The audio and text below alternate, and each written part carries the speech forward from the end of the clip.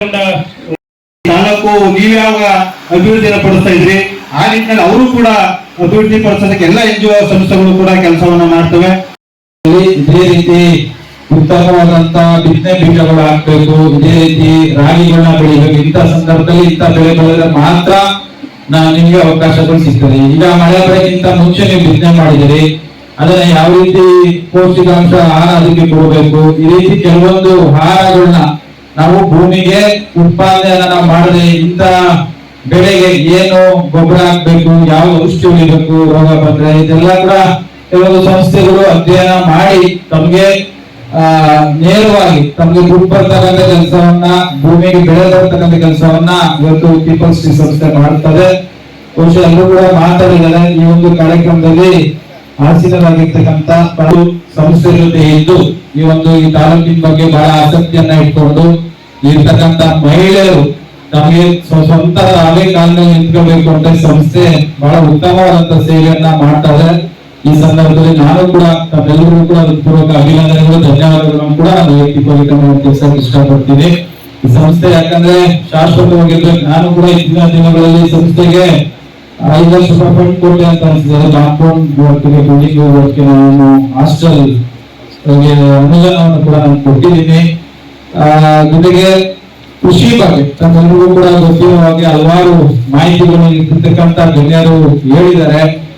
ಬಹುಶಃ ಕೆಲವರಿಗೆ ಭೂಮಿಗೆ ಇನ್ನೂ ಹಕ್ಕುಪತ್ರ ಸಿಗದೇನೆ ಇರ್ಬೋದು, ಖಾತೆ ಆಗದೆ ಇರ್ಬೋದು. ಅಂತವರಿಗೆ ತಹಸೀಲ್ದಾರ್ ಮೊನ್ನೆನೂ ಕೂಡ ಒಂದು 50 ಜನಕ್ಕೆ ಹಕ್ಕುಪತ್ರವನ್ನು ನಾವು ಕೊಟ್ಟಿದ್ದೀವಿ. ಸುಮಾರು 800 ಜನಕ್ಕೆ ಇವರು ಕೂಡ ಕೃಷಿ ಭೂಮಿಗೆ ಹಕ್ಕುಪತ್ರವನ್ನ ಕೊಡಿಸ್ತಕ್ಕಂಥ ಕೆಲಸವನ್ನ ಈ SD ಕೋಟೆ ಭಾಗದಲ್ಲಿ ನಾವು ಮಾಡ್ಕೊಂಡು ಬಂದಿದ್ದೀವಿ. ಸರ್ಗೂರ್ ಭಾಗದಲ್ಲೂ ಕೊಟ್ಟಿದ್ದೀವಿ, SD ಕೋಟೆ ಭಾಗದಲ್ಲೂ ಕೂಡ ಹಕ್ಕುಪತ್ರಗಳನ್ನ ಕೊಟ್ಟಿದ್ದೀವಿ. ಈಗ ನಮ್ಮ ಮುಂದೆ ಇದಕ್ಕೆ ಇರ್ತಕ್ಕಂಥ ಹಲವಾರು ಬೇಡಿಕೆಗಳು, ತಾಲೂಕಿನಲ್ಲಿ 4 ಡ್ಯಾಮ್ಗಳು ಇದೆ. 2 ತಾಲೂಕಿನ ಸೇರಿ ಅಲ್ಲಿ ನೀರು ತುಂಬಿಸ್ತಕ್ಕಂಥ ಯೋಜನೆ ಮಾಡ್ಕೊಡ್ಬೇಕು ಅಂತ ಈಗ ಆಲ್ರೆಡಿ ವಿಚಾರ ಅವರಲ್ಲಿ 47 ಕೆರೆಗಳನ್ನ ನೀರು ತುಂಬಿಸ್ತಕ್ಕಂಥ ಯೋಜನೆ ನಾವು ಮಾಡಿದ್ದೀವಿ.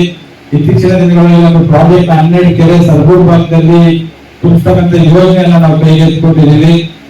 ಜೊತೆಗೆ ಕೆರೆಗಳು ಮತ್ತು ಗೋಮಾಳಗಳು ಒತ್ತುವರಿ ತೆರವುಗೊಳಿಸುವ ಬಗ್ಗೆ ಆಲ್ರೆಡಿ ತಹಸೀಲ್ದಾರ್ ಅವರು ಕೆಲವೊಂದು ದಾರಿ ಬಿಡಿಸೋದ್ರ ಬಗ್ಗೆ ಸ್ವಲ್ಪ ಈಗಿನ ಇದರಲ್ಲಿ ಸ್ಟೇಷನ್ಗೆ ಏನೇ ವಿಚಾರ ಬಂದ್ರು ಕೂಡ ಈ ಜಮೀನು ನಮಗ್ ಸೇರ್ಬೇಕು, ಆ ಜಮೀನು ನಮಗ್ ಸೇರ್ಬೇಕು ಅನ್ನೋ ವಿಚಾರ ಬಿಟ್ರೆ ಇನ್ಯಾವ ಕೇಸ್ಗಳು ಹೋಗಲ್ಲ, ಬಹಳ ಕಡಿಮೆ. ನಮ್ಗೆ ಕೇಸ್ಗಳು ಬಂದ್ರೆ 50% ಜಮೀನು ವಿಚಾರವಾಗಿ. ಯಾಕಂದ್ರೆ ಈ ಮಳೆ ಬಂದೈತೆ, ಈ ಭೂಮಿ ನಮಗ್ ಸೇರ್ಬೇಕು ಅಂತ ಸ್ವಂತ ಚಿಕ್ಕಪ್ಪನ ಮಕ್ಕಳು, ಅಣ್ಣ ತಂದಿರು, ಇಲ್ಲ ಸೊಸೆಯರು, ಇಲ್ಲ ನಾದಿರು ಈ ರೀತಿ ಹೊಡೆದಾಡ್ಕ ಬರ್ತಿರ್ತಕ್ಕಂಥ ಉದಾಹರಣೆ ನೋಡ್ತಿದ್ದೀವಿ.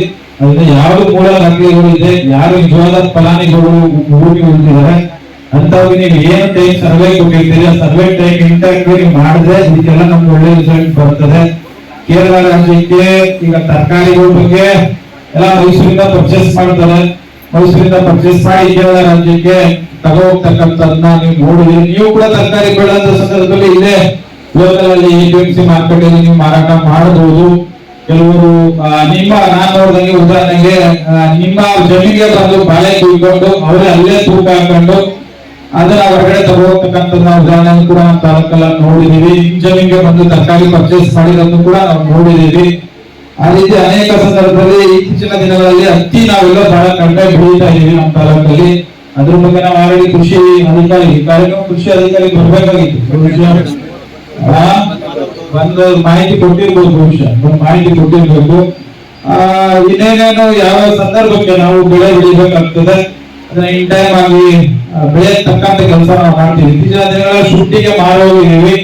ಯಾಕಂದ್ರೆ ಶುಂಠಿ ಕೊಡೋ ಸಂದರ್ಭದಲ್ಲಿ ಭೂಮಿ ಬಹಳ ಹೀಟ್ ಆಗ್ತದೆ. ನೀವೇನೇ SD ಕೋಟೆ ಹಿಂದುಳಿದ ತಾಲೂಕು ಅಂತ ಹೇಳಿ ನಾವು ಹಣೆಪಟ್ಟಿಯನ್ನು ಕಟ್ಕೊಂಡಿದ್ದೇವೆ.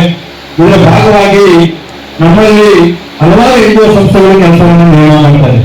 ಸರ್ಕಾರ ಒಂದ್ ಕಡೆ ಅಭಿವೃದ್ಧಿ ಕೆಲಸವನ್ನ ಮಾಡಿದ್ರೆ ಜೊತೆಯಲ್ಲಿ ಈ NGO ಸಂಸ್ಥೆಗಳು ಈಗ ನಮ್ಮಲ್ಲಿ ಮಹಿಳಾ ಸಂಸ್ಥೆ, ಆಶಾ ಸಂಸ್ಥೆ, ನಿಸರ್ಗ ಫೌಂಡೇಶನ್ ಹಾಗೂ ನಮ್ಮ ಪೀಪಲ್ಸ್ ಸಂಸ್ಥೆ, ಈ ತರ ಹಲವಾರು NGO ಸಂಸ್ಥೆಗಳು ನಮ್ಮ HD ಕೋಟೆಯಲ್ಲಿ ಕಾರ್ಯನಿರ್ವಹಿಸ್ತಾರೆ.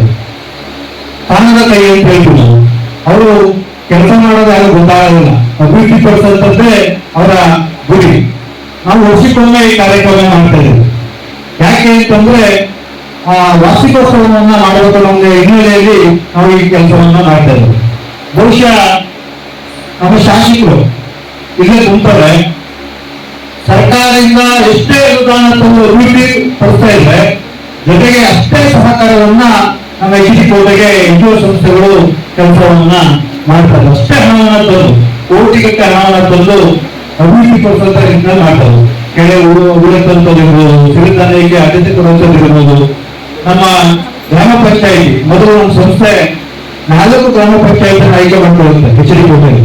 ನಂತರ 7 ಗ್ರಾಮ ಪಂಚಾಯತಿಗಳನ್ನ ಆಯ್ಕೆ ಮಾಡಿಕೊಳ್ಳುತ್ತೆ. ಈಗ 13 ಗ್ರಾಮ ಪಂಚಾಯಿತಿಯಲ್ಲಿ ನಮ್ಮ ಗ್ರಾಮ ಪಂಚಾಯಿತಿ ಸದಸ್ಯರುಗಳನ್ನ ಒಳಗೊಂಡು ನಮ್ಮ ಮುಖಾಂತರ ಅಭಿವೃದ್ಧಿ ಪಡಿಸಬೇಕಾದಂತ ಏನೇನೆಲ್ಲ ಸವಲತ್ತುಗಳನ್ನ ಕೊಡಬಹುದು, ಅಭಿವೃದ್ಧಿ ಕೊಟ್ಟಿರುವಂತಹ ಜಿಲ್ಲೆಗಳನ್ನ ಹೊರ ರಾಜ್ಯಗಳಿಗೆ ಕರ್ಕೊಂಡು ಹೋಗಿ ಬೇರೆ ಬೇರೆ ಜಿಲ್ಲೆಗಳಲ್ಲಿ ಅಭಿವೃದ್ಧಿ ಪಡಿಸುವ ರೀತಿಯಲ್ಲಿ ನಾವು ಆ ಮಾದರಿಯಲ್ಲಿ ನಮ್ಮ ತರ ಕೂಡ ಅಭಿವೃದ್ಧಿ ಆಗಬೇಕು ಅಂತ ಹೇಳಿ ನಮಗೆ ಪ್ರವಾಸವನ್ನ ಕರ್ಕೊಂಡು ಹೋಗಿ ಆ ಒಂದು ತೋರಿಸಬಹುದು, ಅಭಿವೃದ್ಧಿ ಪಡಿಸೋದಕ್ಕೆ ನಾವು ಕೂಡ ಪಂಚಾಯಿತಿ ಸಹಕಾರ ಆಗಿದೆ.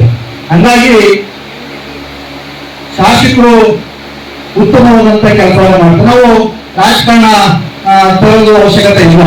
ಯಾಕೆಂದ್ರೆ ಇವಾಗೆಲ್ಲ ಇಲ್ಲಿ ಕುಳಿತಿರ್ತಕ್ಕಂಥವ್ರು ವೇದಿಕೆಯಲ್ಲಿ ಇರೋರು ಎಲ್ಲ ಪಾರ್ಟಿಗಳು ಕೂಡ ಇದ್ದಾರೆ, ಬಿಜೆಪಿ ಇದ್ದಾರೆ, ಜೆಡಿಎಸ್ ಇದ್ದಾರೆ, ಕಾಂಗ್ರೆಸ್ ಇದ್ದಾರೆ, ಎಲ್ಲರೂ ಕೂಡ ಇದ್ದಾರೆ. ಆದ್ರೆ ನಾವು ಅಭಿವೃದ್ಧಿ ಮಂತ್ರವನ್ನ ಕೊಡಿಸಬೇಕಾದಂಥದ್ದು ನಮ್ಮ ಜವಾಬ್ದಾರಿ. ಆ ನಿಟ್ಟಿನಲ್ಲಿ ಶಾಸಕರು ಉತ್ತಮವಾದಂತ ಕೆಲಸವನ್ನ ನಾವು ತಾಲೂಕಿನಲ್ಲಿ ಮಾಡ್ತಾರೆ. ಯಾರೇ ಏನೇ ಟೀಕೆ ಮಾಡಬಹುದು, ಏನೇ ಮಾಡಬಹುದು, ಆದ್ರೆ ಅಭಿವೃದ್ಧಿ ಕೆಲಸ ಮಾಡುವಂತ ವ್ಯಕ್ತಿಯನ್ನ ನಾವು ಅವರ ಕೊಂಡಾಡುವಂತದ್ದು ನಮಗೆ ಅವಶ್ಯಕತೆ ಇದೆ. ಯಾಕೆಂದ್ರೆ ನಾವು ಯಾವುದೇ ಪಕ್ಷದಲ್ಲಿದ್ರು ಕೂಡ ಅಭಿವೃದ್ಧಿ ಮಂತ್ರವನ್ನ ತರಿಸ್ತಾರಲ್ಲ, ಅವರು ನಮ್ಗೆ ಅವಶ್ಯಕತೆ ಇರುವಂತಹ. ಆ ನಿಟ್ಟಿನಲ್ಲಿ ಮಾನ್ಯ ಶಾಸಕರು ತಾಲೂಕಾದ್ಯಂತ ಉದ್ದಗಳಿಗೂ ಕೂಡ ಪ್ರವಾಸವನ್ನ ಮಾಡಿ ಹುಷಾರಿರಲಿ. ಅವರು ಎಲ್ಲ ವಿಧಾನಸೌಧದಲ್ಲಿ ಅವರಿಗೆ ಕೆಲಸ ಇದ್ರೆ ಅಥವಾ ಎಲ್ಲ ಓಡಾದ ಸಂದರ್ಭದಲ್ಲಿ ಕೂಡ ಅವ್ರ ಮನೆಗಳು ಕೂಡ ಒಂದು ತಾಲೂಕಿನಲ್ಲಿ ಓಡಾಡುವಂತ ಕೆಲಸವನ್ನ ಮಾಡ್ತಾರೆ, ಅಭಿವೃದ್ಧಿ ಕೆಲಸವನ್ನ ಮಾಡ್ತಾರೆ. ಅವ್ರಿಗೆ ನಾವು ಸಹಕಾರ ಕೊಡೋದು ಅತ್ಯಗತ್ಯ. ನನ್ನ ಶಾಸಕರನ್ನ ಮನವಿ ಮಾಡ್ತೇನೆ. ಸುಮಾರು 8 NGO ಸಂಸ್ಥೆಗಳು ನಮ್ಮಲ್ಲಿ ಕೆಲಸ ಮಾಡ್ತಾ ಇದ್ದಾರೆ ಸರ್. ಈ NGO ಸಂಸ್ಥೆಗಳಿಗೆ ನೀವು ಸ್ಫೂರ್ತಿಯನ್ನು ತುಂಬಬೇಕು, ಸಹಕಾರವನ್ನ ಕೊಡಬೇಕು. ಯಾಕೆಂದ್ರೆ NGO ಏನ್ ಮಾಡಿರ್ತದೆ ಅಂತಂದ್ರೆ ಅಲ್ಲಿಂದ ಯಾವುದೋ ಹಣ ಬರುತ್ತೆ, ಅವರು ಶಾಸಕರ ಹತ್ರ